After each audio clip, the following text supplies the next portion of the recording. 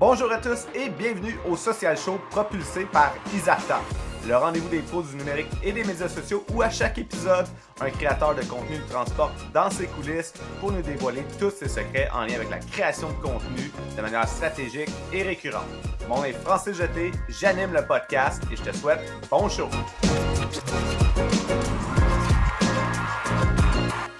Aujourd'hui, à l'émission, on a la chance de recevoir Pascal Cadoret de chez LeadFox. Pascal, c'est un one-man show qui s'occupe de la stratégie de l'infolette, de création de contenu organique, multiplateforme. Fait qu'aujourd'hui, on va parler avec Pascal surtout de comment créer une stratégie d'infolette pour favoriser la rétention de nos audiences, un haut taux d'ouverture. Fait qu'on va vraiment se concentrer sur ce sujet-là. Mais avant de partir, Pascal, j'aimerais ça que tu nous parles un peu peut-être de toi, comment tu es arrivé à ce poste-là chez LeadFox dans ton parcours tout d'abord. Ouais, ah mon Dieu. Eh ben, tout d'abord, merci beaucoup de l'invitation sur le Social Show. Je trouve ça super cool de pouvoir parler de création de contenu parce que c'est vraiment l'aspect du marketing que je préfère et qui me fait le plus triper en tant que tel. Fait que ce qui m'a amené, dans le fond, à avoir ce poste-là chez LeadFox, mon Dieu, ça a été une ribambelle d'essais, d'erreurs et d'expériences sur le marché, mais plus principalement en tant que tel, avant et pendant LeadFox, j'ai eu ma propre entreprise qui était dans le domaine de la formation en email marketing en tant que tel. Et c'est là que j'ai vraiment fait beaucoup de création de contenu, tant au niveau blog, vidéo, webinaire, name it en tant que tel, et email bien sûr, ce qui a fait en sorte que ma création de contenu ou ma capacité de création de contenu a été remarquée en tant que telle. Et puis, bien évidemment, moi, je faisais des formations en email marketing et LeadFox, on est un logiciel qui fait un peu du email marketing aussi, là, donc qui fait landing page, pop-up, email automatisé et ainsi de suite. Fait qu'on dirait que les grands esprits se sont rencontrés puis on a fait « Hey, crime, ça pourrait être cool de faire ça pour LeadFox ». Et donc, c'est ça qui a fait en sorte que depuis maintenant un petit peu plus de 2 ans, je fais la création de contenu là, pour LeadFox. J'entretiens l'infolettre, les séquences de emails automatisées. Je participe sur le podcast de LeadFox et j'entretiens là, les réseaux sociaux de LeadFox, le blog et ainsi de suite. Comme tu l'as mentionné, là, je suis un peu pas le one-man show parce qu'on est quand même plusieurs dans l'entreprise à se partager des idées, mais reste que dans la création du contenu et dans l'exécution, là, c'est pas mal, je suis pas mal à la barre de tout ça, là. Fait que c'est une belle expérience puis une belle aventure de faire ça, là. Ouais, puis c'est pour ça que je trouvais ça vraiment intéressant de te recevoir aujourd'hui au podcast parce que dans le fond, votre solution chez LeadFox s'adresse justement à ces gens-là parce qu'on sait dans le monde des communications puis du marketing numérique, ben souvent il y a beaucoup d'équipes où est-ce que le marketing numérique, ben c'est pas une équipe complète, c'est une ou deux personnes souvent, Ouais. puis justement, on doit gérer ben, plusieurs outils, que ce soit l'infolette, que ce soit la création de contenu médias sociaux, que ce soit les plateformes publicitaires aussi. Fait que souvent, c'est une personne qui touche un peu à tout ça. Puis vous, c'est vraiment ça, un peu la solution de LeadFox, elle a été pensée pour ces individus-là. Exactement. Tu sais, ça a vraiment été élaboré pour aider le gestionnaire marketing ou le coordonnateur marketing, ou même le directeur marketing tu sais, qui a pas la chance d'avoir un département au complet d'une dizaine d'employés, qui a toute sa petite spécialisation, mais qui doit faire un peu tout, là, tu sais, coordonner un événement, faire les publicités, entretenir l'infolette, puis là, starter un podcast, puis tout ça, puis qu'il y a plusieurs ronds sur le poêle en tant que tel, là. Donc, effectivement, ça vient aider et supporter ce gestionnaire marketing-là qui a plein de tâches, puis en lui donnant la possibilité d'automatiser certains suivis répétitifs ou même certains suivis qu'il n'a pas le temps de faire. Donc, on vient dire à LeadFox, écoute, peux-tu t'occuper de communiquer avec mes clients par email, faire un suivi après 2 semaines après un achat, tu peux-tu t'occuper de en faisant des scénarios automatisés, là, tu peux-tu t'occuper de faire une relance avec un client là, qui n'a pas visité mon site web depuis 2 semaines ou quoi que ce soit? Ben, on peut déléguer ça au logiciel pour pouvoir se concentrer là où on est plus efficace, puis là où où nos actions amènent le plus de résultats, là. C'est souvent ça un peu le challenge, là. Quand on est tout seul ou qu'on est une petite équipe, ben, maximiser les résultats par rapport au temps qu'on investit, là. Donc, ouais. Ouais, exactement, parce que le temps est une denrée rare et précieuse, donc Oui, comment maximiser ce temps-là? Tantôt, tu mentionnais bien, donc c'est toi qui es principalement à la création de contenu, mais ça se fait pas tout seul. exact. Donc, il y a d'autres membres de l'équipe de chez LeadFox qui contribuent aux idées, etc., etc. Un des Ouais. objectifs du Social Show, c'est vraiment de découvrir un peu justement ces processus-là pour donner des idées aux gens, pour aider au monde à ce qu'ils puissent développer des processus, trouver des manières d'améliorer leur création de contenu à l'interne. Donc, je ne sais pas si tu peux nous parler, vous, chez LeadFox, comment ça fonctionne, ce processus créatif-là? Comment tu le définirais? Est-ce que c'est vraiment collaboratif? Est-ce que ça se fait avec des meetings ou concrètement, comment vous partez ce processus créatif-là? Ouais, en tant que tel, il y a je dirais qu'il y a deux façons qu'on va justement collaborer ensemble pour créer le contenu. La première façon, qui est, je dirais, la plus efficace, puis qui va nous permettre d'être le plus proactif puis le plus efficace dans les résultats en tant que tel, ça va être que vraiment à l'avance, on va définir nos grands objectifs. Fait que dans un trimestre, on va se dire, OK, c'est quoi nos mettons, 3-4 grands objectifs de ce trimestre-ci? Ben, ça va être de, je sais pas moi, lancer un podcast, ou ça va être là, on est dans plein Black Friday, fait que ça va être de faire une offre Black Friday et bien la commercialiser, et ainsi de suite. Fait on détermine nos objectifs, et ensuite de ça, on détermine qu'est-ce qu'on va avoir besoin pour atteindre ces objectifs-là. Fait que si c'est, je prends exemple sur le Black Friday, disons, ben, avoir le plus gros, le Black Friday le plus prospère possible, ben, ça prend euh, la plus grande audience possible, puis ça prend l'audience la plus excitée possible. Fait que, OK, parfait. Fait que c'est ça que ça prend. Qu'est-ce qu'on peut faire pour avoir la plus grosse audience et avoir l'audience la plus excitée? Ben, c'est là qu'on peut faire des vidéos. C'est là qu'on peut faire de la publicité pour aller acquérir des clients potentiels. Pour les exciter, on va pouvoir faire des infolettres, on va pouvoir faire des vidéos, des reels et ainsi de suite. Et là, de nos objectifs et de ce qu'on a besoin pour atteindre cet objectif-là, se déclinent justement des idées de contenu pour atteindre cet objectif-là. Et là, ensuite de ça, l'aspect créatif de comment est-ce qu'on va élaborer tout ça, qu'est-ce qu'on va dire, ça va être quoi le sujet et ainsi de suite, ben c'est plus là que moi, je vais prendre la balle au rebond en tant que tel, puis je vais faire comme, check, je vais élaborer un calendrier éditorial, dites-moi ce que vous en pensez, ça a de l'allure, parfait, je pars, je m'en vais créer tout ça. Après ça, ben, on a la chance d'avoir un designer hyper talentueux pour nous aider avec les montages vidéo, avec les visuels, les graphismes et ainsi de suite, pour que notre création de contenu ait de la gueule, puis vraiment, tu sais, soit bien représenté en ligne.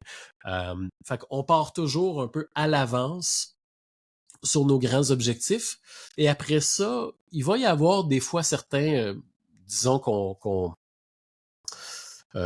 doit planifier nos réseaux sociaux à l'avance, ou on doit justement enregistrer des épisodes de podcast à l'avance. Des fois, tu sais, on va avoir des objectifs qui vont être des objectifs de notoriété, tout simplement, ou des objectifs plus Mhm. de, de consolider notre réputation, ou des trucs un petit peu peut-être moins tangibles comme ça, et plus psychologiques peut-être. Donc, à ce moment-là, on va aller dans de la création de contenu un petit peu plus créative. Et là, moi, j'ai un outil que je me suis créé qui est, mon Dieu, c'est mon secret en tant que tel. Mais j'appelle ça ma petite machine à créer des idées.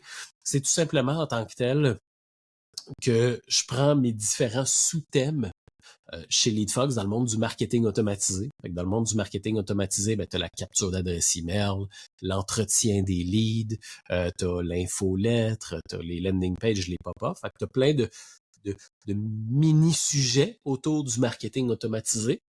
Et après ça, je prends chacun de ces mini-sujets-là, puis j'essaie d'après ça, de piger dans des angles différents. Fait que mon mini-sujet, est-ce que je donne des trucs? Est-ce que je partage des idées? Est-ce que je partage des exemples? Est-ce que je partage des ressources? Est-ce que je brise des fausses croyances? Est-ce que je partage des outils intéressants?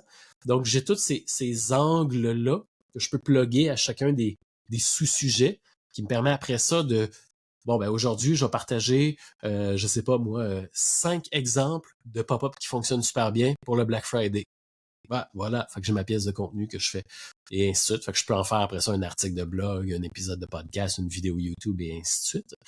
Fait que ça, c'est ma petite machine en tant que telle que j'utilise pour justement créer du contenu plus créatif en tant que tel. Fait que tu t'es comme développé ta propre machine à contenu, là, qui est Oui. similaire à la mienne un peu. Fait que super intéressant. Puis dans le fond, fait que là, tu parlais un peu que tu pars de tes thématiques pour essayer de trouver des sous-thématiques et trouver des angles qui sont peut-être alliés à des genres de piliers de contenu, là, de ce que j'entends. Fait que pilier de contenu qui est peut-être un peu plus des trucs, des outils, des fausses croyances, etc., etc., donc des concepts ou quoi que ce soit. Mais fait que quand tu es en train de développer, mettons, ces idées de contenu, est-ce que tu pars de quoi? Tu pars-tu un peu plus de tes thématiques, justement? Est-ce que tu pars plus d'un format de contenu? C'est quoi ton élément numéro un à partir duquel tu combats ta page blanche? Je pars toujours de l'idée. Je pars toujours de quel message je veux partager. Et après ça, le véhicule pour partager ce message-là, pour moi, en tant que tel, tu sais, je peux très bien m'adapter, là, tu sais. Je peux prendre cette même idée-là, qui est de partager, mettons, 5 exemples d'un excellent pop-up. Ben après ça, je vais décliner cette idée-là dans un article de blog, mettons, dans une infolettre, dans un épisode de podcast, et ainsi de suite. Mais à chaque fois, je vais toujours comme l'adapter au format. Si je dois faire un reel de 30 secondes, je l'élaborerai pas pendant 45 minutes. Je vais juste garder les grands points. Tandis que si je fais un article de blog, ben là, je vais aller plus en profondeur, je vais expliquer, je vais montrer des exemples et ainsi de suite. Fait que je dirais que le squelette va, va, va être un peu extensible en tant que tel dans la viande que je vais mettre autour du squelette. Fait que je vais plus faire adapter le, comment dire, je vais plus faire adapter le format à l'idée que l'idée au format en tant que tel. Là. OK. Très intéressant. Ouais, parce que tu sais, on a tous un processus créatif différent. Fait que toi, c'est vraiment comme ton idée, puis après ça, tu regardes, OK, comme c'est quoi le Ouais. format dans lequel je vais décliner cette idée-là. Puis est-ce que habituellement, comme ton idée, tu la déclines dans plusieurs formats ou tu en priorises un pour tester d'abord, puis après ça, tu vois si ça fonctionne bien, tu déclines dans d'autres. Comment tu fais ça concrètement? Je dirais, ça dépend de nos objectifs, puis ça dépend de, ouais, ça dépend de nos objectifs, puis ça dépend de c'est quoi le feeling que j'ai pour cette idée-là en tant que telle. Parce que disons que on a un objectif, on lance une fonctionnalité, là, je dis n'importe quoi, là, on lance une fonctionnalité de... Ben, en fait, je vais prendre un exemple réel. Là. On a lancé des fonctionnalités d'intelligence artificielle dans LeadFox. Fait que bien évidemment, les pièces de contenu qui tournaient, j'ai axé mes pièces de contenu plus autour de l'intelligence artificielle. C'est quoi l'intelligence artificielle? Comment utiliser l'intelligence artificielle pour créer des emails, pour créer une landing page et ainsi de suite. Donc, ces pièces de contenu-là euh, plus fondamentales, plus axées sur la fonctionnalité qu'on va sortir, ces pièces de contenu-là vont être plus importantes, donc on va les décliner en beaucoup plus de formats pour que ça se propage plus en tant que tel, puis vraiment qu'on vienne planter la graine de l'intelligence artificielle beaucoup plus facilement. Par contre, si j'ai une pièce de contenu comme, je sais pas moi, à tous les mois, on partage un infolette dans lequel on a choisi les templates du mois. Fait que là, on est dans le temps des fêtes, mais là, on a des templates du mois des fêtes et ainsi de suite. Tu sais, je dirais ça, j'en ferai pas un épisode de podcast, puis j'en ferai pas une vidéo YouTube à chaque fois et ainsi de suite. Fait que ça va probablement être un post Facebook, un post Instagram, un email, juste pour que vous le sachiez, puis on passe à autre chose. On s'en va sur les pièces de contenu plus lourdes, plus importantes selon nos objectifs en tant que tels. OK, très intéressant. Donc, ton contenu qui est un peu plus éducatif, mais quand même lié à des fonctionnalités clés. Puis, Ouais, vous avez d'autres contenus qui sont un peu plus comme, si on dirait, promotionnels, mais liés à, encore une fois, des fonctionnalités que vous avez, puis des templates. Mais que ça, ouais. c'est un peu plus axé produit de manière spécifique. Vos contenus un peu plus axés produits, eux autres. Vous êtes un peu moins en mode comme beaucoup de déclinaisons. On est juste comme en mode on s'assure de bien le communiquer, mais on veut pas être over en mode trop faire la promotion de ces éléments-là, si je comprends. Ouais, c'est ça exactement. Puis, puis exactement. Puis en même temps, c'est que des fois, il y a des pièces de contenu qu'on aime beaucoup partager puis qui aident beaucoup. Comme on a remarqué que les pièces de contenu, quand on fait un petit party d'employés, quand on fête l'anniversaire de quelqu'un, ou les mardis, on va, on a une petite microbrasserie locale à Sherbrooke qui fait des ribs à volonté le mardi. Fait que on va là, on mange des ribs, c'est super bon. Puis on prend une petite photo, une petite soirée d'équipe. C'est une photo qu'on va partager sur Facebook, sur Instagram, qui attire, qui attire les likes, qui attire bien l'attention. Mais je veux dire, ce genre de publication-là, on n'en fera pas un infolette, un podcast et ainsi de suite. Fait que des fois, il y a du contenu feel good, il y a du contenu éducatif, puis des fois, il y a du contenu stratégique dans le but d'atteindre un objectif, puis justement, là, qui fait partie là, d'un calendrier, d'une stratégie de persuasion et ainsi de suite. Là. Fait J'adore ça, c'est la musique à mes oreilles. La seule chose que j'ai pas entendue dans cette stratégie-là, c'est du contenu d'engagement. Fait que c'est ton contenu feel good qui est, lui, est un peu plus lié de ce que j'ai compris de ton exemple, plus lié à la marque employeur peut-être. ouais. Mais est-ce que tu as du contenu plus comme d'engagement, mais qui s'adresse à ta clientèle cible? Ouais, on en a quelques-uns, puis ça va généralement être des fois, tu sais, on va poser des questions, mettons, êtes-vous prêt pour votre Black Friday, ou des fois on va faire des petits mini sondages, genre, es-tu full prêt, à moitié prêt, ou à dernière minute, ou quoi que ce soit. Fait que on va souvent y aller au format genre sondage en tant que tel, tu sais, on vous pose la question ou quoi que ce soit. Euh, Ouais, ça va souvent être sous ce format-là qu'on va faire des pauses d'engagement. Ça, ou des fois dans des événements un petit peu plus spéciaux, des petits concours sur les réseaux sociaux, comme l'Halloween en tant que tel. On fait souvent un petit concours, là, voter pour, là, on partage une photo du costume de chacun de nos employés, voter pour votre costume préféré, vous courez la chance de gagner des crédits LeadFox ou quoi que ce soit. Fait que ça, on aime bien ça, jouer comme ça aussi. Ça rend la chose ludique, ça rend la chose le fun, puis en même temps, il y a le prix du public et le prix des employés, là, fait qu'on aime bien ça jouer comme ça. Très cool. Fait que t'as l'air d'être un gars qui est quand même assez créatif, puis vous avez quand même une belle stratégie en place là, en termes de vision puis d'exécution. Si je te posais la question, c'est quoi présentement votre plus gros défi par rapport à la création de contenu? Je dirais notre plus gros défi, là, c'est au niveau de la marque employeur. On a vraiment remarqué que il y a une réponse très positive quand on met nos humains de l'avant, quand on met nos employés de l'avant, qu'on met des visages. On prend pas le temps assez de le faire, de juste comme, hey, voici Samuel, un membre de notre équipe de support. C'est avec Samuel que vous parlez quand vous avez besoin d'aide puis que vous avez besoin là, qu'on vous débloque sur un élément. Quand vous nous écrivez sur le chat puis qu'on vous répond en moins de 3 minutes, là, ben, c'est Samuel qui vous répond. Fait que, ce genre de contenu-là, je dirais qu'on prend pas assez le temps de le faire, puis c'est quelque chose qu'on aimerait justement faire, puis qu'on travaille à faire un petit peu plus. Là. C'est de prendre le réflexe là, quand on a un petit 4 à 7 ou quand on fait une activité, là, de sortir le téléphone puis dire OK tout le monde, on fait une photo, puis tout ça, ou juste de se promener des fois dans le bureau, de prendre une photo de quelqu'un et ainsi de suite pendant qu'il est en train de travailler ou des trucs du genre. C'est une habitude qu'on doit mettre un petit peu plus de l'avant. Et en fait, je dis oh, mais c'est ma responsabilité, là. C'est moi. Je suis cette personne-là qui doit le faire.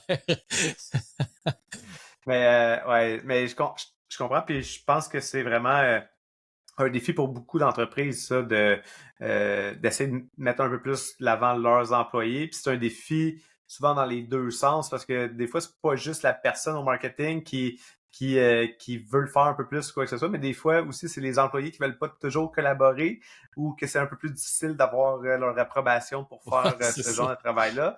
Mais effectivement que ça, c'est un genre de contenu qui est hyper important Ouais, parce que les gens sont tannés des photos de stock shot aseptisées, ouais, puis le niveau de confiance est super important et c'est en voyant vraiment les vrais êtres humains, en voyant les vrais bureaux où est-ce que les gens travaillent, que ça a un impact ça, sur le long terme, sur le niveau de relation qu'on est en train de développer avec ah, nos tellement. abonnés puis notre clientèle cible. Fait que je pense qu'effectivement, tu fais bien de le souligner. Puis je sais que c'est un défi là, pour plusieurs clients avec qui je travaille aussi en accompagnement que quand je parle de ça, comme d'essayer d'utiliser un peu plus nos personnes clés dans l'entreprise comme ambassadeurs de la marque, que ce soit autant pour la marque employeur que pour faire rayonner l'expertise de l'entreprise, c'est un défi. Ouais, exactement. Puis c'est ça, c'est de prendre le temps de le faire, puis en même temps, tu sais, ça fait tellement, ça a l'air de rien, mais ça fait une différence de voir le visage, puis le vrai visage, tu sais, comme tu disais, pas une photo Unsplash ou une photo iStock, là, ou quoi que ce soit qu'on a toutes vu, puis qu'on est capable de voir tout de suite, là, OK, c'est une photo libre de droit, là, mais de mettre le vrai visage pour dire, ah, c'est eux autres, l'équipe. Ah, c'est à eux que je parle quand que je discute sur le chat ou quoi que ce soit.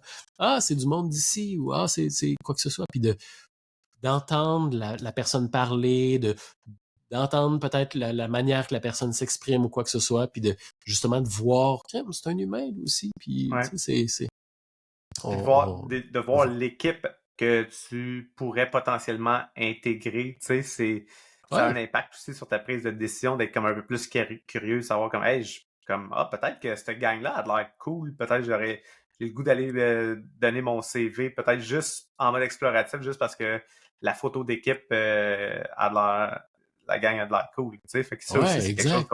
qu'on a tendance à sous-estimer vraiment beaucoup, fait que très cool. On va parler un peu d'infolette, évidemment, Yes. parce que ça fait partie de votre expertise, ça fait partie de ton expertise à toi de manière spécifique aussi. Euh, on est comme dans une ère où on dirait les infolettes sont redevenues quand même un peu à la mode jusqu'à un certain point, ou du moins on sent qu'il y a un intérêt renouvelé. Pendant une époque, tout le Ouais, monde disait comme pensait que les infolettes c'était fini puis que c'était mort. Mais là, tout le monde a vraiment beaucoup de difficultés avec les plateformes sociales et chercher de la portée organique. On sent que les algorithmes changent tout le temps. Même si on a des abonnés, on a de la difficulté à les rejoindre de manière constante, alors que quand on a une infolette, ben, on a l'adresse courriel, on ouais. est sûr que ça se rend à la personne, mais après ça, le travail n'est pas fini parce qu'au-delà que le courriel rentre sans qu'il soit intercepté par rien, là, qu'il rentre au bon endroit, que la personne prenne le temps de l'ouvrir, prenne la décision de l'ouvrir. Mais là, ça, c'est un autre step.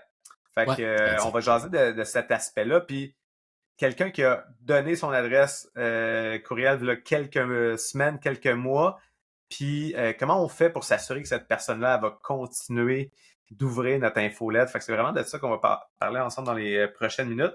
Fait que j'aimerais ça Yes. d'abord savoir si vous avez des idées ou des trucs ou des recommandations pour les gens qui auraient une infolette présentement qui est peut-être stagnante ou que ça fait longtemps qu'on n'a pas relancé. Comment on fait pour, mettons, comme réactiver une infolette? Surtout à l'époque là, où la loi C25 est là. Puis là, il faut avoir vraiment un niveau de... ben, il faut s'assurer d'avoir le OK. Puis peut-être il y a Ouais. des gens dans notre infolette, ça fait longtemps, qui n'ont peut-être pas donné leur OK pour recevoir notre adresse, notre infolette. Je ne sais pas si tu as des Exact. trucs à donner de ce côté-là. Oui, tout à fait. Dans la situation où effectivement on a une vieille liste d'adresses email, puis souvent, tu sais, on a une liste par la force des choses, tu sais, on a des clients qui ont acheté, il y a des gens qui nous ont écrit, puis là, tu sais, on a une grosse liste dans notre CRM, mais on communique pas trop avec, ou le CRM est connecté à un Mailchimp ou à un logiciel quelconque en tant que tel. Ben, tout d'abord, ben, moi, je vous dirais, la première des choses, c'est d'adresser l'éléphant dans la pièce, hein. C'est de dire, OK, bon, parfait. J'ai une liste d'adresses email. Je veux entretenir mon infolette. Je veux envoyer à peu près, bon, un email par semaine, partager mon contenu. Là, je dois leur écrire, puis ça fait vraiment longtemps que je ne les ai pas écrits. Ouais, c'est de commencer avec un email pour dire salut, il fut une époque où vous êtes inscrit pour recevoir mes emails. Euh, Cette époque-là fait un petit bout. J'ai pas écrit.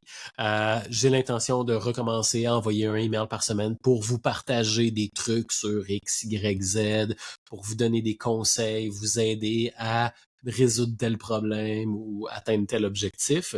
Si vous voulez rester inscrit, ben, cliquez sur le bouton et vous allez recevoir mes conseils. Sinon, ben, faites rien et vous ne recevrez pas les emails, tout simplement.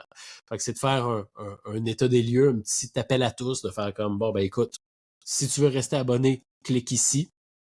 Sinon, mon logiciel va te discarder et tu ne recevras pas mes communications et ainsi de suite. Fait comme ça, l'avantage en tant que tel, c'est que là, on vient embarquer dans ce qu'on appelle un nettoyage de liste. Donc, et c'est une procédure qui est importante à faire une fois de temps en temps, de nettoyer sa liste de tous les abonnés qui ne sont plus actifs, qui n'ouvrent plus nos emails, qui cliquent plus sur les emails. Ça va faire en sorte que on va enlever les gens qui, justement, qui sont inactifs et on va garder juste les gens qui sont actifs, juste les gens qui sont intéressés, qui trippent sur ce qu'on fait. Fait que comme ça, quand on va envoyer un email, il va y avoir plus de clics, plus d'ouverture, plus d'intérêt. Ça va être beaucoup plus le fun pour vous parce que tabarouette, vous allez avoir des réponses, vous allez avoir du feedback, vous allez avoir du monde qui va interagir avec vos emails. Et d'un point de vue technique aussi, ça va bien paraître aux yeux de Gmail et aux yeux de Yahoo parce que quand vous envoyez des emails, les gens les ouvrent, les gens cliquent, donc vous n'êtes probablement pas du spam. Fait qu'ils vont vous mettre dans la boîte de réception plutôt que l'onglet promotion, l'onglet spam et ainsi de suite. Fait que ça vous aide à tomber dans la bonne boîte, puis en même temps, ça vous permet d'avoir une liste qui répond, une liste qui réagit. C'est beaucoup plus motivant, c'est beaucoup plus le fun comme ça. Puis après ça, graduellement, c'est de garder le même rythme.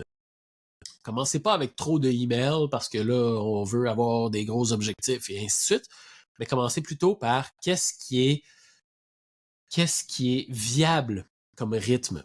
Moi, je vous dirais, commencez un email par semaine, partagez des trucs, des conseils, répondre à des questions, briser des fausses croyances, partagez peut-être une nouvelle dans votre entreprise, présenter un employé, une promo que vous faites ou quoi que ce soit, mais juste un petit point de contact, puis après ça, une fois de temps en temps, tu sais, pour justement créer de l'engagement ou créer une relation avec votre liste, essayez de rendre ça à deux voix. Pas juste vous qui communiquez, mais demandez aussi aux gens. Posez des questions, faites des petits sondages. Hey, écoute, on aimerait ça faire une pièce de contenu sur telle affaire. C'est quoi la plus grosse question que vous avez avec le SEO? C'est quoi la plus grosse question que vous avez avec votre domaine en tant que tel? Ouais, exact. Donc, et ce qui est intéressant, c'est que ça fait en sorte que c'est pas juste un email qu'on vous envoie pour je veux vous parler, mais ça crée des discussions. Là, après ça, crime, c'est intéressant. La personne me pose une question sur tel sujet. Je pourrais faire une infolette là-dessus. Je pourrais faire un article de blog. Je pourrais faire peut-être un webinaire, une vidéo sur Facebook, etc., etc. Et si cette personne-là a cette question-là, il y en a probablement 10 autres qui ont la même question, et ainsi de suite. Et là, ça crée de l'engagement, ça crée de l'interaction. La personne qui vient de vous poser la question va se sentir entendue, va se sentir considérée. Vous, ça vous donne du contenu gratuit. Quand quelqu'un vous pose une question, fait que ça vous donne des idées de contenu gratuit. Tout le monde est gagnant. Puis faites ça avec plusieurs contacts. Puis, mon Dieu, vous allez créer des liens très facilement avec votre base. Ouais, j'adore ce que tu parles parce qu'effectivement, on a tendance à croire que une infolette, c'est un outil de communication unidirectionnel. Donc, même à une époque, il y a beaucoup de gens qui appelaient ça des blast emails. Hein, fait que Ouais. tu sais, déjà, ça en dit long sur une certaine perception des gens. Et il y a beaucoup de gens qui voient ça aussi comme un outil très, très promotionnel au-delà d'un outil de discussion et de vraiment de communication en deux sens avec notre clientèle cible. Fait que j'adore que tu adresses ce sujet-là parce que puis là, tantôt, tu parlais un peu de la notion de comment on peut travailler notre stratégie courriel pour que ça arrive dans la bonne boîte courriel, dans des outils comme Gmail pour pas qu'on soit dans l'outil de promotion ou quoi que ce soit. Donc ça, évidemment, il y a des best practices là, d'intégrer dans nos envois courriels, de dire hey, ajoute-moi à tes contacts pour éviter que je tombe dans l'envoi promotion. Mais est-ce que justement cet aspect-là de dire hey, de générer beaucoup de replies à un courriel peut avoir un impact bénéfique sur la visibilité de nos courriels dans une boîte courriel comme Gmail?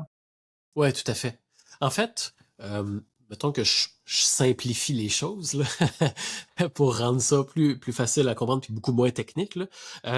En tant que tel, faut voir, lorsqu'on envoie des emails, lorsqu'on envoie des infolettres et ainsi de suite, c'est toujours fait au nom de votre entreprise. Là.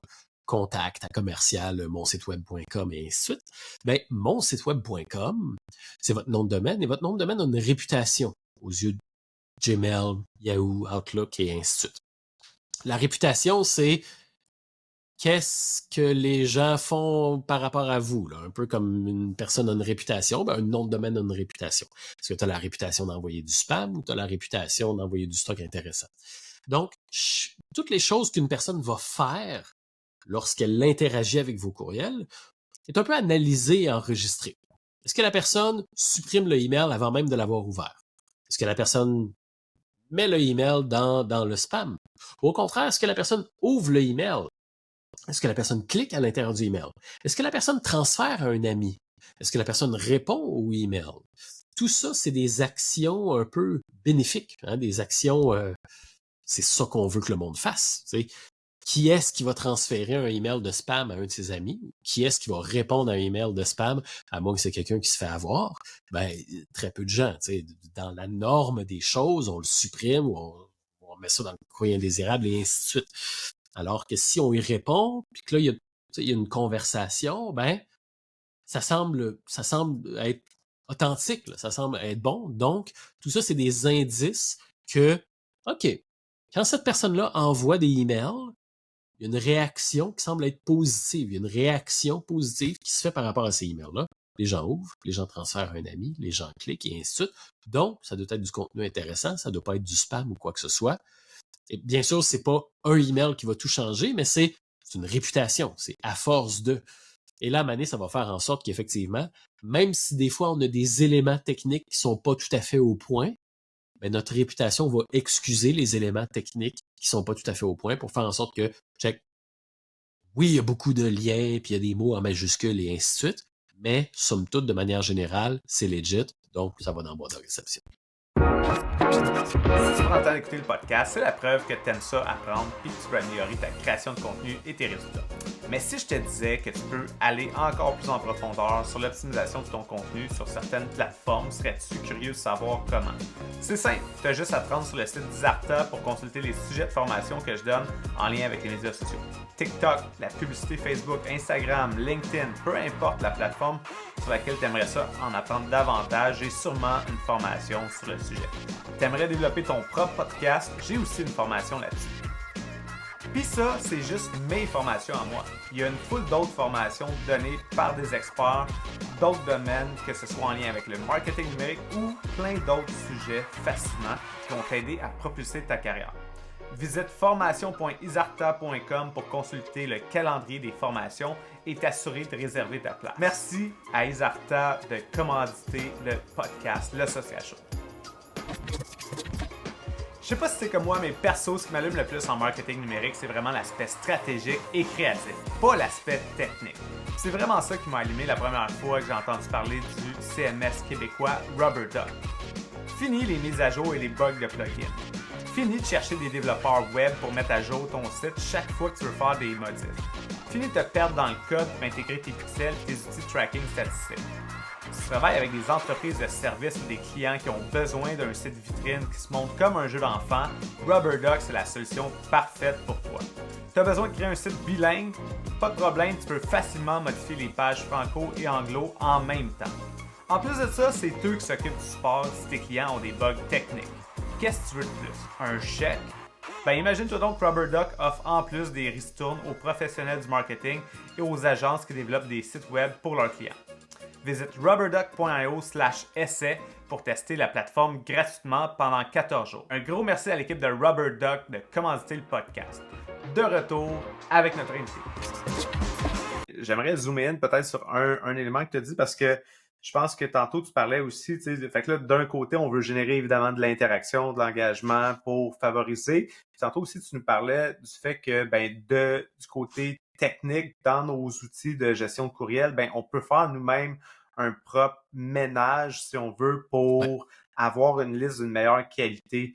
Ça, de manière concrète, est-ce qu'il y a des manières que tu recommandes de le faire ou est-ce que tu recommandes un peu plus? Est-ce qu'il y a des périodes aussi à laquelle tu recommanderais de faire cet exercice-là? Ouais, exactement. Fait que dans le fond, l'exercice va être de retirer justement les contacts qui ouvrent plus nos emails, qui cliquent plus dans nos emails et ainsi de suite.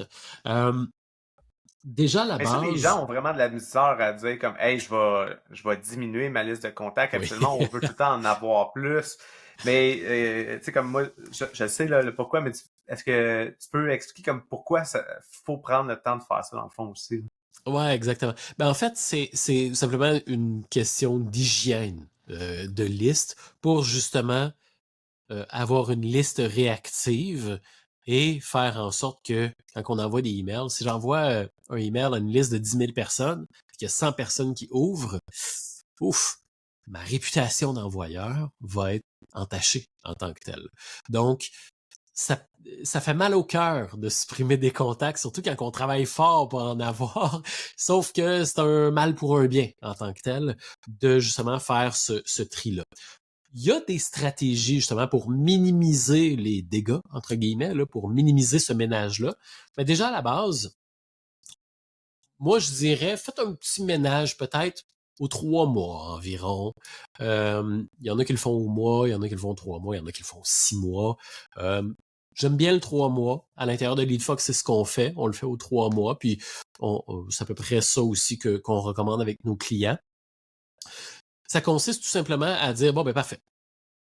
On a un petit système automatisé là, à l'intérieur de LeadFox qui dit, bon, ben, tous mes contacts qui n'ont pas ouvert mes courriels depuis les 3 derniers mois, ben, on a la possibilité justement de les mettre dans une liste à part. C'est-à-dire, ça, c'est ma liste inactive en tant que telle. Fait on les enlève de la liste d'infolettes, puis on les met dans une petite bulle à part. Ou on peut même dire les gens qui n'ont pas cliqué dans un email depuis les 3 derniers mois, ben, on les met à part. Ensuite de ça, ben, vous avez la possibilité de les supprimer si vous voulez. Moi, ce que j'aime bien faire, c'est juste faire un petit email à ce monde-là. Un petit email de last call. Là. Faire comme, hey, bonjour Jean-François, bonjour Ginette, quoi que ce soit. Tu es abonné à nos emails, sauf que ça fait 3 mois que tu les as pas ouverts. Est-ce que c'est parce que ça t'intéresse pas? Est-ce parce que tes objectifs ont changé? Est-ce que c'est parce que tu as trouvé une solution différente? Tu sais, on n'abandonne pas sur cette personne-là. On lui lance une perche pour essayer d'investiguer puis de générer une discussion.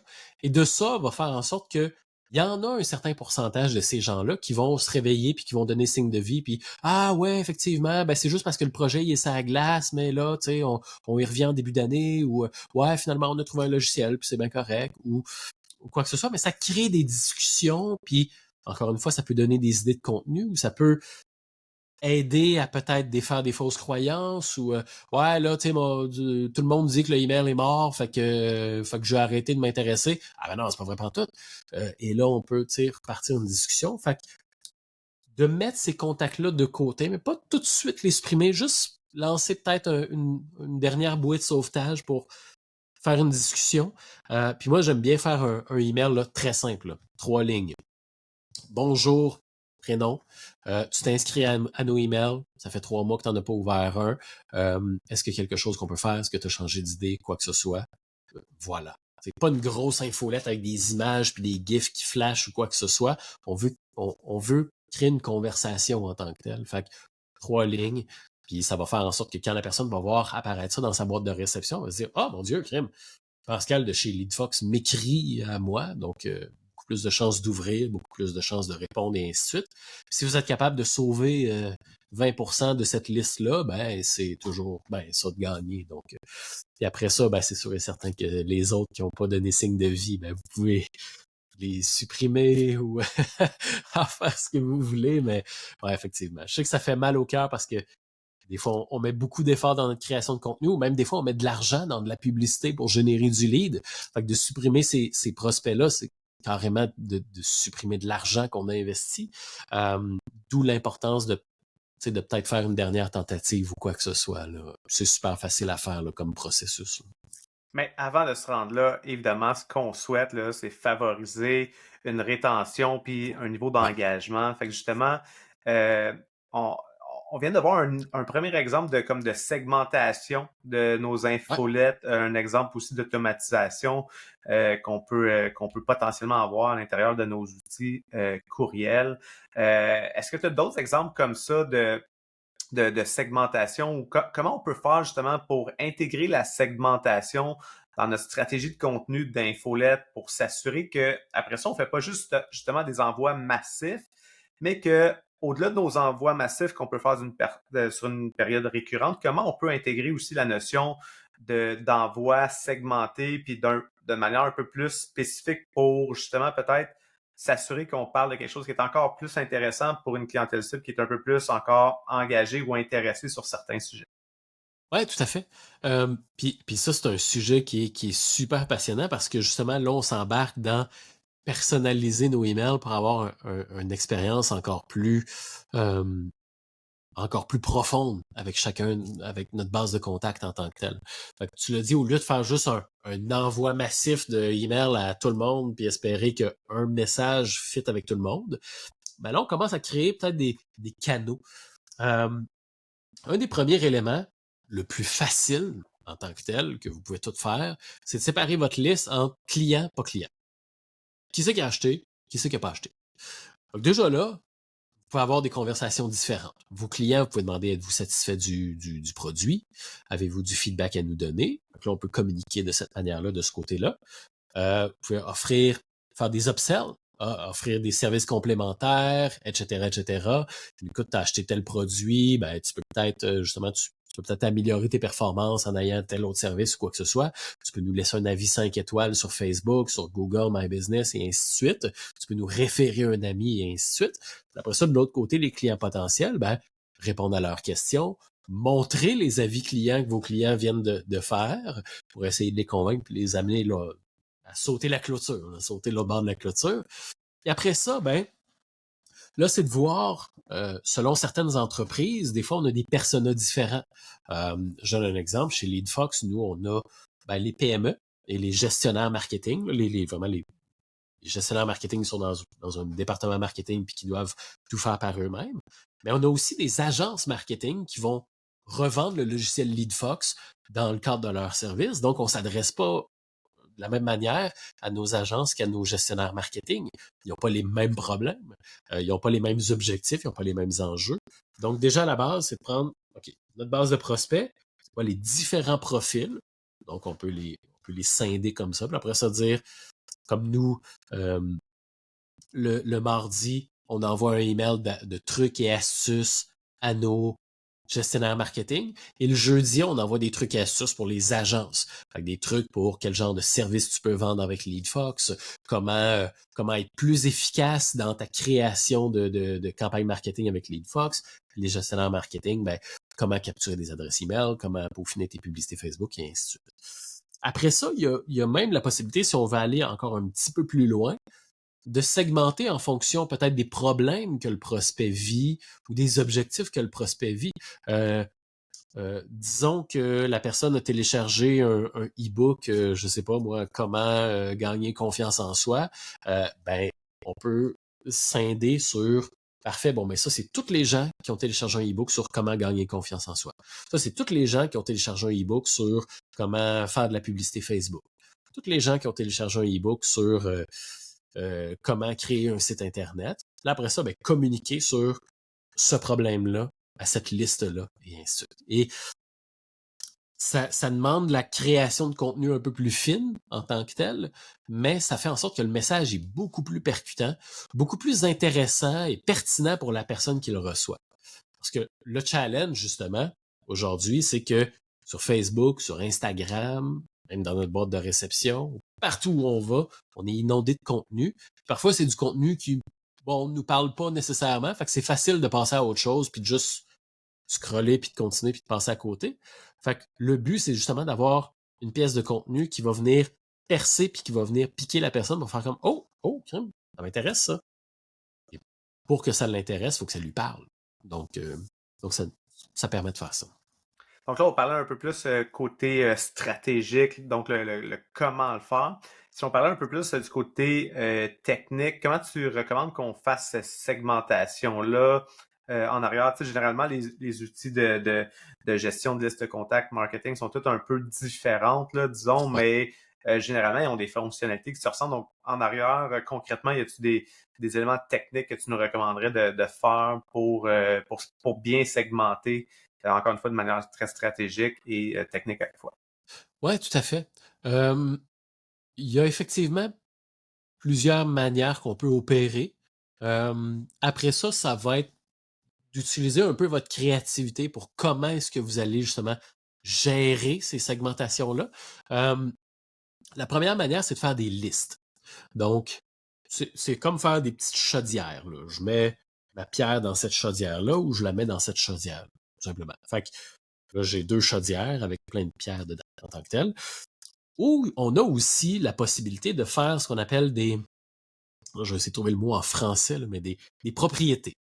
Des, des propriétés, c'est une pièce d'information qu'on attache après le contact. Fait que c'est comme si sur la petite pierre que j'avais, je fais un petit point bleu, un petit point rouge ou un petit point blanc ou quoi que ce soit. Fait que c'est de l'information qui suit le contact en tant que tel. Donc, il y a la possibilité justement d'utiliser un peu ces 2 éléments-là. Euh, souvent, lorsqu'on parle peut-être de personas différents, ça serait peut-être, ou de même de client, pas client, ça va être plus facile de peut-être utiliser des listes. Là. Tu sais, t'es client ou tu l'es pas. Là. Donc, dans notre cas, tu es une agence ou tu es un gestionnaire marketing. Tu es l'un ou l'autre.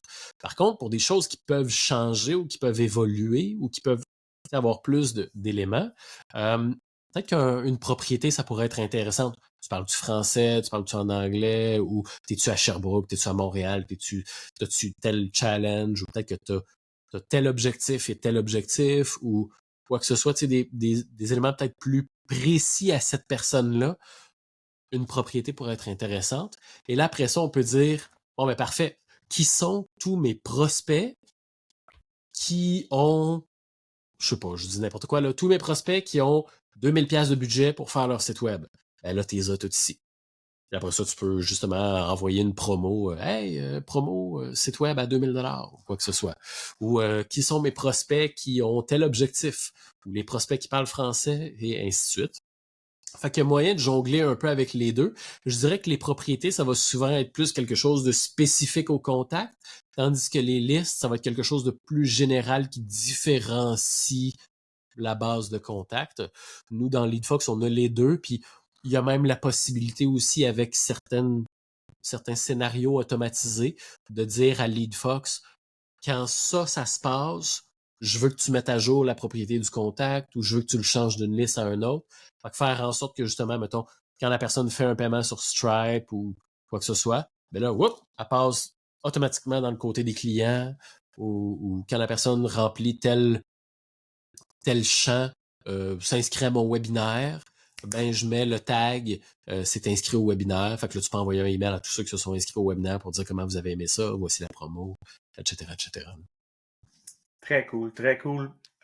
Si on se pose des questions, justement, donc là, on a travaillé un peu, on a fait le ménage de notre liste, on a travaillé notre segmentation pour essayer de faire pas juste des envois courriels massifs, mais aussi essayer de faire des envois un peu plus spécifiques sur des sujets, sur des intérêts, sur des problématiques, client, pas client.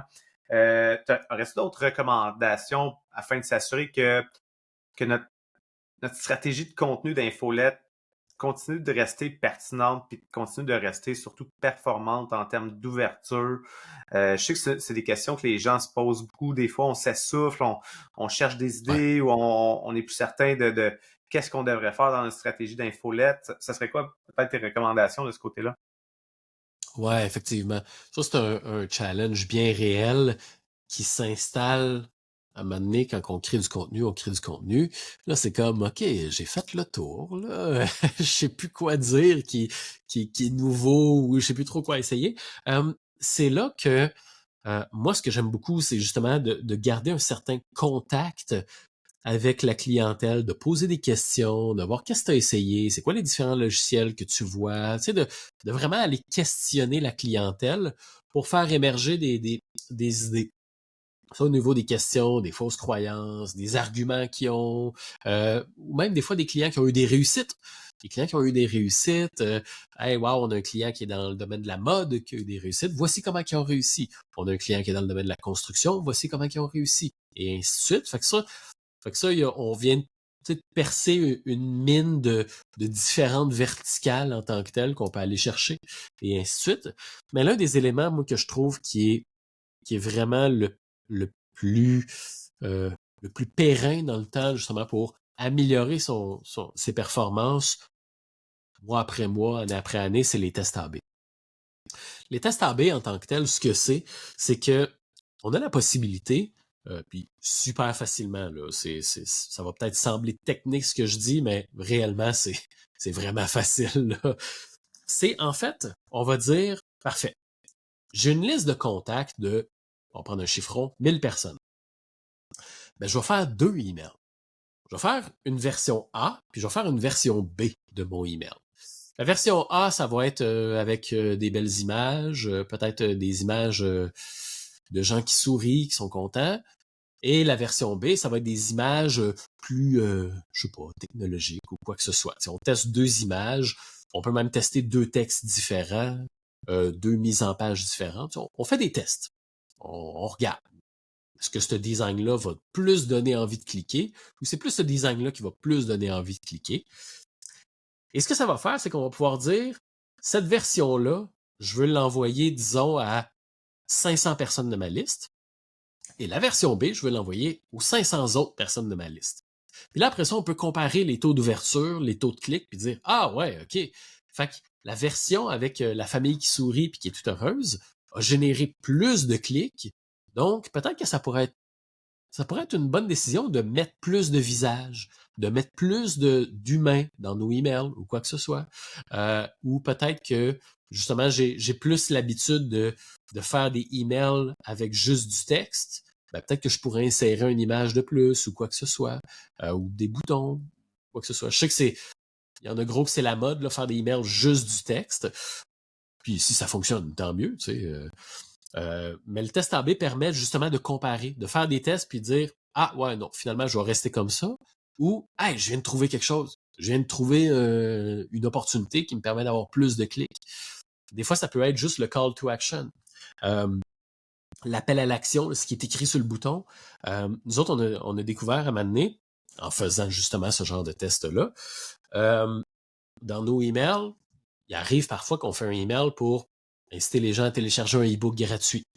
Donc, on va dire, bon, ben, télécharger un e-book sur comment monter une landing page qui fonctionne bien. Et dans différents emails, des fois, on disait, il y avait un bouton qui était écrit « Oui, je veux télécharger le guide » ou téléchargez votre guide maintenant » ou quoi que ce soit. Puis à force de faire des tests à un moment donné, on a remarqué que, bon, ça allait, tu sais, on a des clics et ainsi de suite, mais on veut en avoir plus que ça. Maintenant, on a juste essayé de télécharger gratuitement, tout simplement.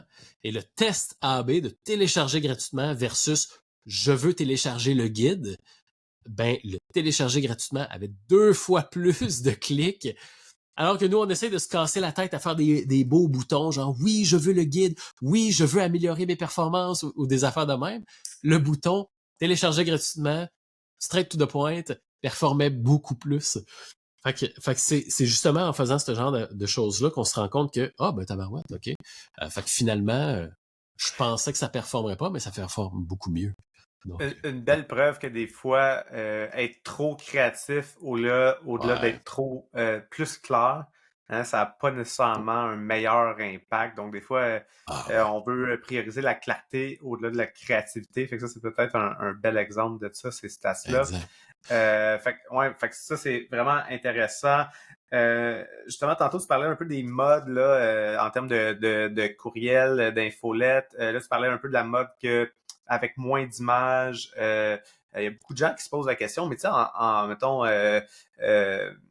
c'est quoi les tendances présentement en termes de rédaction de courriel? Est-ce que d'utiliser des templates très, très travaillés avec plein d'images, c'est encore quelque chose qui est souhaité? Est-ce qu'on veut prioriser un peu plus un format de courriel qui ressemble à un courriel qu'on enverrait à un client, un employé, à quelqu'un qu'on connaît? C'est quoi, selon toi, les best practices qu'on devrait adresser, utiliser, intégrer en 2024? C'est une bonne question. Puis je dirais, il y a une partie qui va venir de comment vous voulez vous proposer au monde. Puis il va y avoir aussi une partie de comment le monde réagit à ce qu'on propose au monde. Dans le sens où, tu sais, la réalité des fois, c'est quand on est gestionnaire marketing, on n'a peut-être pas tout le temps des designers à porter ou quoi que ce soit, puis c'est vous qui allez devoir faire le design de votre email. Fait qu'à un moment donné, Si vous voulez juste faire un beau bandeau avec le logo de votre entreprise, 2-3 liens, puis après ça, y aller avec du texte puis un beau bouton bleu, c'est bien correct. Si au contraire, vous êtes plus créatif, vous voulez mettre des images, puis vous voulez mettre ça plus à votre sauce, puis avec vous voulez mettre des gifs ou des affaires de même, allez-y. Je vous dirais, faites un email. Concentrez-vous sur la qualité de votre email en tant que tel.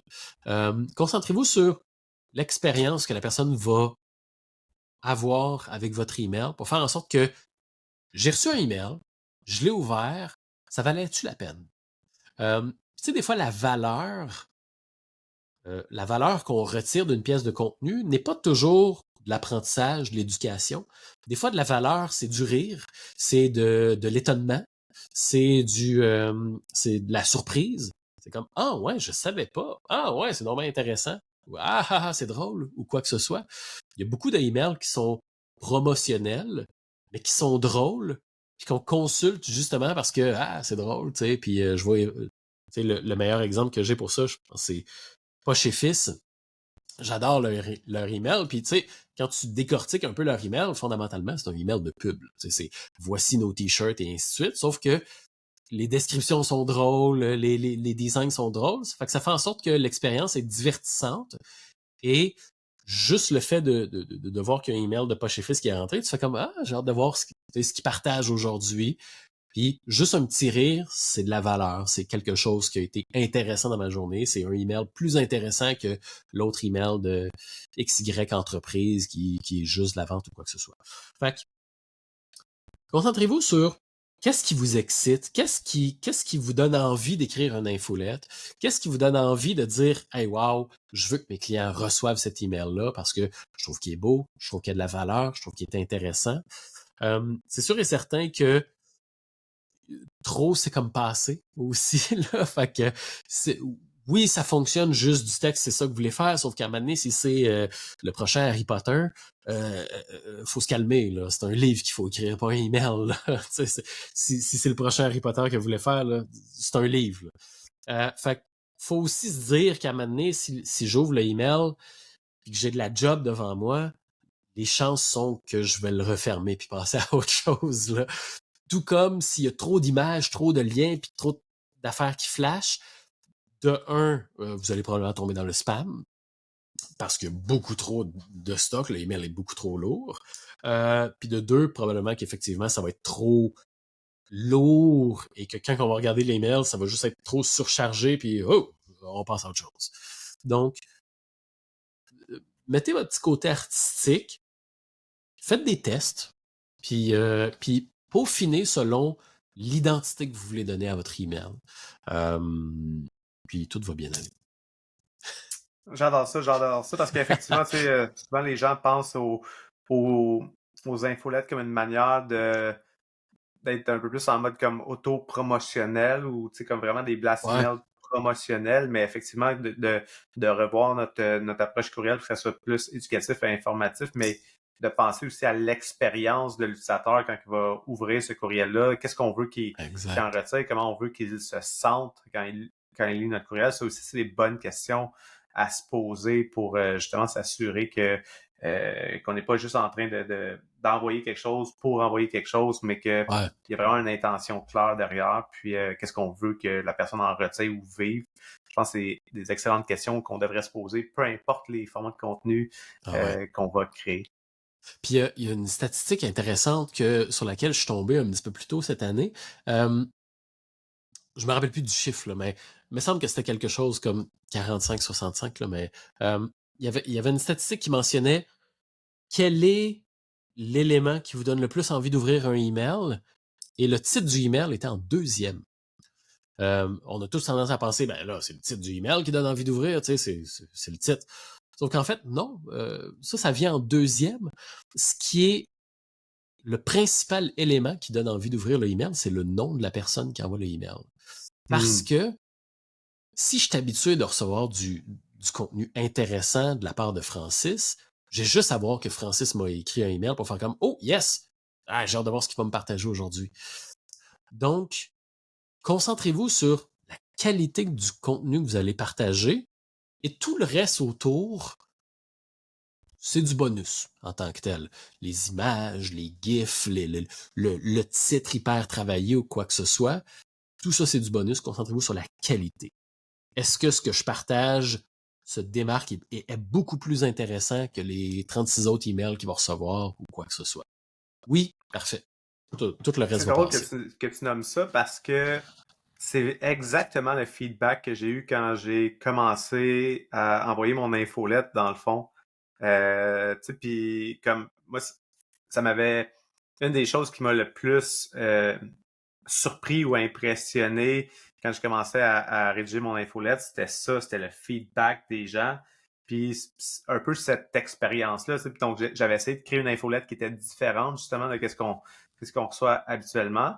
Puis, clairement, avec le feedback que j'avais reçu, ça ressemblait à... J'avais atteint mon objectif, là, dans le fond. Fait que c'est vraiment très intéressant que tu parles de ça. Moi, ça m'avait vraiment surpris. Puis encore aujourd'hui, quand les gens me parlent de mon infolette, ça m'est arrivé hier soir dans un événement.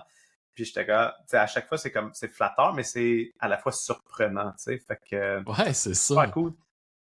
Le temps passe vite. Si les gens avaient une chose avec quoi tu souhaiterais qu'ils repartent là, quand on parle d'optimisation de leur stratégie de contenu pour les infolettes, ce serait quoi? Faites un infolette. Faites-le. Euh, Faites confiance à l'infolette. Donnez-vous la chance de le faire. Puis vous allez voir que, de un, c'est beaucoup moins épeurant que ce qu'on pense. On a toujours le point de repère de l'infolette de publicité qu'on reçoit et de la publicité qu'on reçoit, sauf que au final, l'infolette, c'est beaucoup plus que ça. C'est une manière de communiquer avec vos prospects. Puis, en fait, on dit infolette, mais en fait, le email, de manière générale, c'est beaucoup plus qu'un infolettre. C'est une manière de faire des suivis. C'est une manière de sauver beaucoup plus de temps. C'est une manière d'améliorer notre service après-vente. C'est une manière d'améliorer notre service avant-vente aussi, après rendez-vous et ainsi de suite. Donc, donnez la chance. Justement, faites confiance au email. Donnez la chance. C'est vraiment pas si compliqué que ça à implanter. Ça a de l'air technique, puis ça a de l'air d'être des affaires automatisées et ainsi de suite. Mais je veux dire, la technologie aujourd'hui en 2023 nous donne les en masse de possibilités pour rendre ça hyper simple, hyper user-friendly. Et c'est ce qu'on a fait justement dans LeadFox pour permettre justement à un gestionnaire marketing de pas passer 30 heures semaine là, dans un logiciel à paramétrer des affaires, mais au contraire, de rapidement pouvoir mettre en place des petits systèmes qui vont lui permettre de gagner plus de temps, d'être plus efficace, puis qu'au final, il y ait plus de temps dans son horaire pour faire plus d'actions à résultat.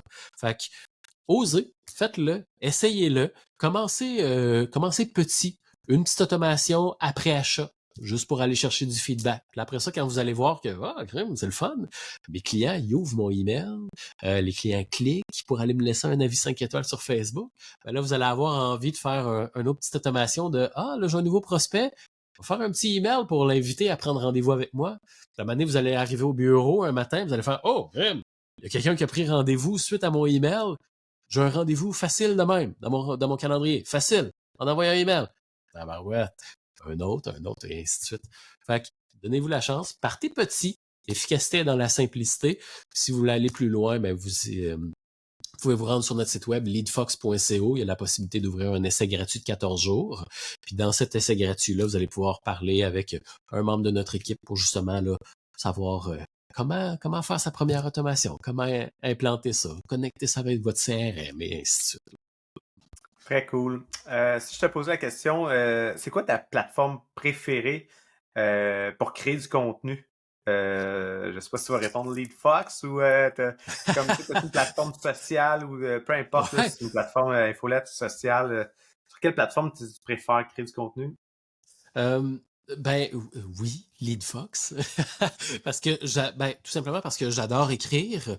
Puis je trouve que l'email, c'est la manière la plus efficace pour écrire et s'adresser au plus gros ratio de gens possible. Fait que déjà là, je trouve que c'est la manière la plus efficace de partager ce qu'on écrit. Fait que le email avec LeadFox, mais j'adore, j'ai appris a beaucoup aimé le podcast aussi, tant l'aspect audio que l'aspect vidéo. Déjà, la vidéo a toujours été un format que j'ai beaucoup aimé, webinaire, bootcamp et ainsi de suite. Mais le podcast vidéo, j'apprends à aimer parce que ça demande très peu de montage et puis ça donne un résultat super appréciable. Fait que ouais, j'aime bien ça. Le email, podcast vidéo, là, j'adore. Puis là, si je te posais la question, ça serait quoi ton outil numéro 1 ou ton application numéro 1 qui est essentielle dans ton workflow pour ta création de contenu au quotidien? Fait que là, tu peux pas répondre une deuxième fois LeadFox, par exemple. LeadFox! Non, hey, vous allez être déçus. Vous allez être déçus et peut-être un peu surpris, mais moi, je suis un utilisateur du bloc-notes sur Windows. Hey, ça, c'est niaiseux comment je mets tout là-dedans, là, mais parce que c'est simple. Ah, que c'est simple. J'ouvre bloc-notes, il n'y a pas de formatage, il n'y a pas de gras, de souligné, il n'y a rien de tout ça, mais c'est mon outil là, que je fonctionne par tabulation en tant que tel. Fait que idée principale, sous-idée, sous-idée et ainsi de suite. Fait que moi, j'ai genre 36 fichiers .txt sur mon bureau de notes de meeting, d'idées et ainsi de suite. Fait que, hey, bloc-notes, c'est mon outil que j'utilise tout le temps. Mais si je veux donner peut-être un outil plus intéressant, je dirais Google Keep, qui est un genre de bloc-notes sur le cloud. Exact. Ouais, ça, c'est quand j'ai des idées puis que je note sur mon téléphone, puis comme ça, chez nous, Mm-hmm. Puis si je te pose la question, c'est qui ton créateur préféré ces temps-ci? Ça peut être québécois, anglophone, peu importe la plateforme. Wow. Mon créateur préféré ces temps-ci. J'en ai beaucoup. Puis je dirais, j'aime beaucoup là, un créateur qui m'a beaucoup influencé puis qui me fascine. Ça n'a rien à voir avec le marketing. C'est Neil deGrasse Tyson. Il n'est pas québécois, c'est un Américain, mais c'est un vulgarisateur de tout ce qui est astronomie, science et ainsi de suite. Et j'adore son style de vulgarisation, de simplifier des choses complexes en des choses qui sont très tangibles et très visuelles. Puis justement, des fois, ça m'inspire dans ma manière d'expliquer des choses compliquées en tant que telles. Puis je trouve ça fascinant justement de comprendre quelque chose de compliqué de même. Je le trouve drôle, je le trouve super intéressant à écouter. Très cool. Puis en terminant, où est-ce que tu veux envoyer les gens pour qu'ils puissent en savoir un peu plus sur LeadFox peut-être ou toi personnellement? Ouais, je dirais, allez nous voir, leadfox.co. On vient juste de refaire notre site web, beau, tout shiny, tout brillant. Fait que leadfox.co, vous allez vraiment découvrir un peu, vous allez arriver dans notre univers, voir un peu c'est quoi LeadFox, c'est quoi ce logiciel-là, qu'est-ce que ça inclut comme fonctionnalité, mais surtout qu'est-ce que ça vous permet de faire aussi, là. À quel point ça va vous permettre de step up votre marketing. Tant dans les performances de vos publicités, dans les performances de votre création de contenu, mais dans votre manière de déléguer ce qui est peu productif ou ce qui est répétitif pour libérer du temps et faire en sorte que vous puissiez vous concentrer sur ce qui est plus productif et qui est des tâches à une plus grosse valeur ajoutée. Fait que, allez voir notre site web, leadfox.co. Puis vous manquerez pas, là, il y a un gros bouton là, pour démarrer un essai gratuit là, de 14 jours de LeadFox. C'est gratuit, il n'y a pas de carte de crédit, on prend personne en otage, c'est pas notre mission. Notre mission, c'est d'aider les PME à avoir un marketing plus intelligent et plus prospère. Donc voilà, leadfox.co. Merci Pascal pour cette discussion super intéressante sur le marketing courriel. Merci beaucoup, à bientôt. Si tu t'es rendu jusqu'ici, je veux te dire merci d'avoir pris le temps d'écouter l'épisode au complet. On sait qu'il y a une tonne de contenu sur Internet, donc que tu sois là jusqu'à la fin, ça me touche vraiment. Je vais aussi prendre le temps de remercier Isarta, qui est le commanditaire officiel du Social Show. D'ailleurs, je t'invite à aller visiter le formation.isarta.com pour voir toutes les formations en lien avec le marketing numérique, dont quelques-unes de mes formations à moi. Finalement, un autre élément qui pourrait t'aider dans ta création de contenu, c'est la machine à contenu. C'est quoi ça, la machine à contenu? C'est simple, c'est un outil que je suis en train de développer qui va vraiment t'aider à toutes les étapes de ton processus de création. De l'idéation à la gestion de tâches en passant par l'analyse des statistiques et tout l'aspect stratégique de la création de contenu. Tout ça, c'est dans un seul outil. Ça s'appelle la machine à contenu. Donc, visite machineacontenu avec un s.com pour te mettre sur la liste d'attente et pour savoir tous les détails en lien avec cet outil. Je ne te remercie pas plus longtemps, je te dis merci et à la prochaine.